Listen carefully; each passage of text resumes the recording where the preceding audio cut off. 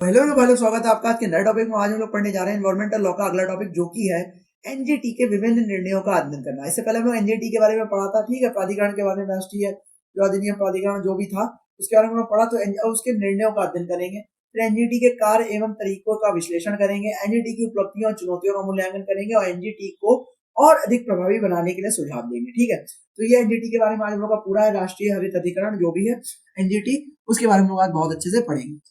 तो आज का टॉपिक शुरू करते हैं। तो एनजीटी के विभिन्न निर्णयों का अध्ययन होगा, कार्य व तरीकों का अध्ययन होगा, उपलब्धियों और चुनौतियों का अध्ययन होगा और प्रभावी बनाने के लिए सुझाव भी इसके दिए जाएंगे। ठीक है भाई, देखते हैं सबसे पहले तो प्रस्तावना।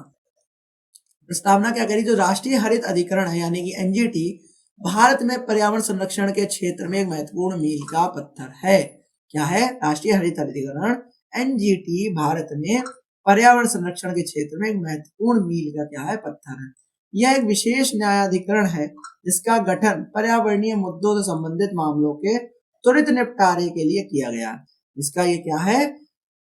बहुत ज्यादा विशेष न्यायाधिकरण है जिसका गठन कब किया गया था? पर्यावरणीय जो मुद्दे हैं उनसे संबंधित मामलों को फटाफट निपटाने के लिए, त्वरित निपटाने के लिए किया गया था एनजीटी का स्थापना, एनजीटी की। ठीक है, अब एनजीटी ने अपनी स्थापना के बाद कई महत्वपूर्ण निर्णय भी दिए हैं। एनजीटी की जब स्थापना होगी उसके बाद उसने कई ऐसे महत्वपूर्ण निर्णय भी दिए हैं और पर्यावरण संरक्षण के क्षेत्र में कई महत्वपूर्ण योगदान भी दिए हैं। और पर्यावरण के क्षेत्र में क्या करा है? पर्यावरण संरक्षण के क्षेत्र में कई महत्वपूर्ण योगदान भी दिए हैं। भाई क्या क्या निर्णय है उनका पढ़ लेते हैं। भाई एनजीटी ने क्या क्या विभिन्न निर्णय दिए हैं। एनजीटी ने कई महत्वपूर्ण निर्णय दिए जो कि नीचे प्रदूषण नियंत्रण के लिए, जैव विविधता संरक्षण के लिए, अपशिष्ट प्रबंधन के लिए और पर्यावरणीय क्षति के लिए मुआवजा। ये क्या थे इसके महत्वपूर्ण निर्णय? इसके अंतर्गत उसने लिए होंगे। एनजीटी ने वायु प्रदूषण, जल प्रदूषण और ध्वनि प्रदूषण संबंधित कई मामलों में फैसले दिए हैं। ठीक है, एनजीटी ने क्या करा? जो वायु प्रदूषण होता है, जल प्रदूषण होता है, जो ध्वनि प्रदूषण होता है, उससे संबंधित मामले हुए हैं, उसमें उसने कई तरीके से क्या किए हैं? निर्णय दिए हैं और फैसले दिए हैं। और जैव विविधता संरक्षण में एनजीटी ने वन्य जीव संरक्षण, वन क्षेत्रों का संरक्षण और जैव विविधता के संरक्षण संबंधित मामलों पर भी क्या करे हैं? फैसले दिए हैं। ठीक है, बायोडायवर्सिटी के अंतर्गत। अपशिष्ट प्रबंधन, अपशिष्ट प्रबंधन देखा जाए तो एनजीटी ने ठोस अपशिष्ट प्रबंधन, खतरनाक अपशिष्ट प्रबंधन और ई कचरा प्रबंधन संबंधित मामलों पर भी क्या करे? फैसले दिए हैं। और उसके बाद आता है जो पर्यावरणीय क्षति के लिए मुआवजा, और मुआवजे के लिए भी एनजीटी ने पर्यावरणीय क्षति के लिए मुआवजे से दावों में या दावों से संबंधित मामलों पर भी फैसले दिए हैं। ठीक है, यह एनजीटी ने अलग अलग क्षेत्रों में भी अपने क्या करे हैं? फैसले दिए हैं। एनजीटी के कार्य करने का तरीका, एनजीटी के कार्य करने का क्या तरीका है भाई, वो देख लेते हैं। एनजीटी का एक विशेष कार्य, एनजीटी एक विशेष न्यायाधिकरण है। एनजीटी क्या एक विशेष न्यायाधिकरण है जो सिविल प्रक्रिया संहिता के नियमों से बना हुआ, जिससे बना हुआ नहीं है, सॉरी। ठीक है, एनजीटी क्या एक विशेष न्यायाधिकरण है जो सिविल प्रक्रिया चल रही है उसकी संहिता के नियमों से ये बना हुआ नहीं है। सब ये फ्री हैंड में काम करता है। यह प्राकृतिक न्याय के सिद्धांतों के अनुसार कार्य करता है, जो नेचुरल जस्टिस है उसके सिद्धांत है, उसी के अनुसार ये कार्य करता है। कोई सिविल प्रक्रिया संहिता के नियमों से बना हुआ नहीं है एनजीटी। एनजीटी के बाद निम्नलिखित शक्तियां हैं, जैसे कि क्या क्या शक्तियां भाई? देखो, अपीलें सुनना, स्वतः संज्ञान लेना, निर्देश जारी करना और मुआवजा का आदेश देना। ठीक है, अपीलें सुनना, एनजीटी पर्यावरणीय मुद्दों संबंधित अपीलों को सुनता है। एनजीटी क्या करता है? जो पर्यावरणीय मुद्दे हैं उनसे जो संबंधित अपीलें हैं उनको सुनता है, उनके ऊपर क्या करता है? अपना क्या करता है? संज्ञान भी देता है। और स्वतः संज्ञान लेना भी अति आवश्यक होता है। तो एनजीटी स्वतः संज्ञान लेकर पर्यावरणीय मुद्दों पर कार्रवाई भी कर सकता है। एनजीटी अपने संज्ञान में कोई मुद्दा ले ले तो उस पर क्या कर सकता है? वो कार्रवाई भी कर सकता है। निर्देश जारी करना, एनजीटी क्या करता है? केंद्र और राज्य सरकारों को पर्यावरणीय मुद्दों के लिए क्या कर सकता है? निर्देश जारी कर सकता है। और मुआवजा आदेश देना, एनजीटी पर्यावरणीय क्षति के लिए मुआवजे का आदेश भी दे सकता है कि भाई इतना इतना तुमने नुकसान करा, इतना इतना मुआवजा आप भरेंगे। ठीक है, अब एनजीटी की उपलब्धियां और चुनौतियां क्या है वो लोग पढ़ लेते हैं। पहले तो उपलब्धियां पढ़ेंगे क्या है।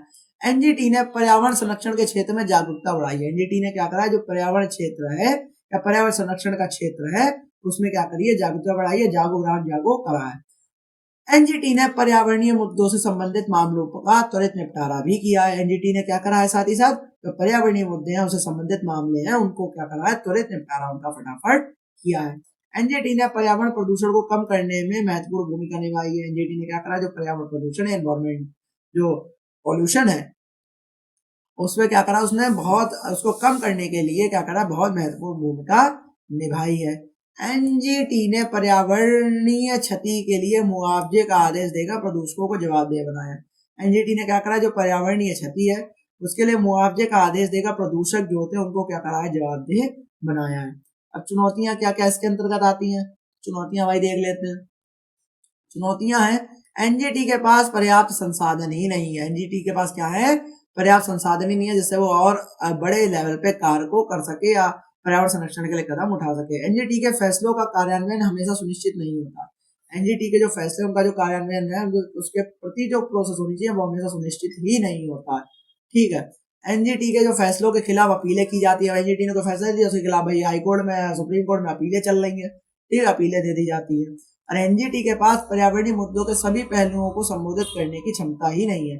एनजीटी के पास क्या है, जो पर्यावरणीय मुद्दे हैं उसके सभी पहलुओं को संबोधित करने की क्षमता भी नहीं है। ये उसकी क्या है, मुख्य मुख्य चुनौतियां हैं। एनजीटी को और अधिक प्रभावी बनाने के लिए सुझाव। अब एनजीटी है उसको और अधिक अगर हमें प्रभावी बनाना, उसके लिए क्या सुझाव देंगे हम? तो एनजीटी को अधिक संसाधन प्रदान किए जाने चाहिए सबसे पहले तो, ठीक है, अगर एनजीटी है तो उसको सबसे पहले तो अधिक से अधिक संसाधन प्रदान किए जाने चाहिए। एनजीटी के फैसलों के कार्यान्वयन को सुनिश्चित करने के लिए एक मजबूत तंत्र विकसित किया जाना चाहिए। एनजीटी है उसके अगर फैसले हैं उसको कार्यान्वयन के उसके वर्क उसके ऊपर जो वर्क प्रोसेस है उसको सुनिश्चित करने के लिए एक मजबूत तंत्र पहले विकसित करना चाहिए। फिर स्ट्रक्चर, एनजीटी के फैसलों के खिलाफ अपीलों की संख्या को कम करने के लिए कानून में संशोधन किया जाना चाहिए। अगर एनजीटी है उसके जो फैसलों के खिलाफ जो अपीलें हो रही हैं उसकी संख्या को कम करने के लिए हमको क्या करना चाहिए, कानून में सुधार करना चाहिए, संशोधन करना चाहिए। उसके बाद है आगे का टॉपिक, जो एनजीटी को पर्यावरणीय मुद्दों के सभी पहलुओं को संबोधित करने के लिए सशक्त बनाया जाना चाहिए। मतलब एनजीटी को जो पर्यावरण से रिलेटेड कोई मुद्दा हो सभी मुद्दों पर संबोधित करने के लिए क्या करना चाहिए, सभी पहलुओं को संबोधित करने के लिए क्या करना चाहिए, सशक्त बनाया जाना चाहिए। किसको, एनजीटी को। ठीक है, आगे आ जाते हैं कंक्लूजन पे। कंक्लूजन क्या कह रहा भाई इसका, अरे कंक्लूजन ये कह रहा है कि एनजीटी भारत में पर्यावरणीय संरक्षण के लिए एक महत्वपूर्ण संस्था है। एनजीटी क्या है भारत में, एनजीटी क्या है भारत में पर्यावरण संरक्षण के लिए एक महत्वपूर्ण संस्था है। और एनजीटी ने अपनी स्थापना के बाद कई महत्वपूर्ण योगदान दिए हैं। हालांकि एनजीटी के सामने अभी भी कई चुनौतियां हैं। हालांकि जो है एनजीटी है उसके सामने अभी भी कई चुनौतियां हैं। एनजीटी को और अधिक प्रभावी बनाने के लिए कई सुधार किए जाने की भी आवश्यकता है। अगर एनजीटी को और अधिक प्रभावी बनाना है तो उसमें कई सुधार की आवश्यकता भी जरूरी, हर चीज में सुधार की आवश्यकता जरूरी होती है और हर चीज को बेहतर बनाने के लिए लगातार कार्य किया जाना चाहिए। ठीक है, अब एक कानून छात्र के रूप में हम लोग की क्या प्रासंगिकता, हम लोग किस किस बिंदुओं पर ध्यान भी दे सकते हैं। तो एनजीटी के विभिन्न निर्णयों का पहले गहन अध्ययन कर लो। किसी भी टॉपिक में बोलने से पहले उसके बारे में जानकारी होना बहुत जरूरी है। आपको एनजीटी के बारे में बोलना तो आपको एनजीटी के लिए बोलना है या पीओवी कुछ भी करना है तो आपको पहले एनजीटी के बारे में जानना होगा। तो उसके लिए हम क्या करेंगे, उसके निर्णयों का, विभिन्न जो निर्णय है उसका गहन अध्ययन करें। एनजीटी के कार्य करने के तरीके का विश्लेषण करें। एनजीटी कैसे काम करता है उसके तरीकों का भी विश्लेषण करते रहें साथ ही साथ। ठीक है, फिर क्या करें, एनजीटी की उपलब्धियों और चुनौतियों का मूल्यांकन करें। जो एनजीटी की उपलब्धियां जो चुनौतियां उनका भी क्या करें, साथ ही साथ मूल्यांकन करते रहें। एनजीटी की और अधिक प्रभावी बनाने के लिए सुझाव दें। एनजीटी को क्या करें, और अधिक जो प्रभावी बनाने के लिए क्या करें, साथ ही साथ सुझाव भी देते रहें। और एनजीटी के जो निर्णय है उनका पर्यावरण कानून पर क्या प्रभाव पड़ेगा इसका अध्ययन भी करें। ठीक है, ये हम लोग की न्यायिक प्रासंगिकता होगा। ये आज का टॉपिक था एनजीटी के जो अलग विभिन्न पहलुओं के बारे में, जो कि बहुत ज्यादा सिंपल था, कुछ ज्यादा कठिन नहीं था। एनजीटी के निर्णय के बारे में पढ़ लिया, विभिन्न करने के तरीके के बारे में पढ़ लिया, कार्य करने के, उपलब्धियां चुनौतियां पढ़ ली और अधिक प्रभावी बनाने के लिए सुझाव भी दे दिए। ठीक है, ये हम लोग आज का टॉपिक था एनजीटी के रिलेटेड। बहुत अच्छा टॉपिक था मेरे हिसाब से। और आपको ना समझ में आया हो तो 1.5x में रिपीट करके दोबारा से देख लेना। बहुत ही ज्यादा सिंपल टॉपिक है, कोई कठिन टॉपिक नहीं है। ठीक है, तब तक के लिए जय हिंद, जय भारत।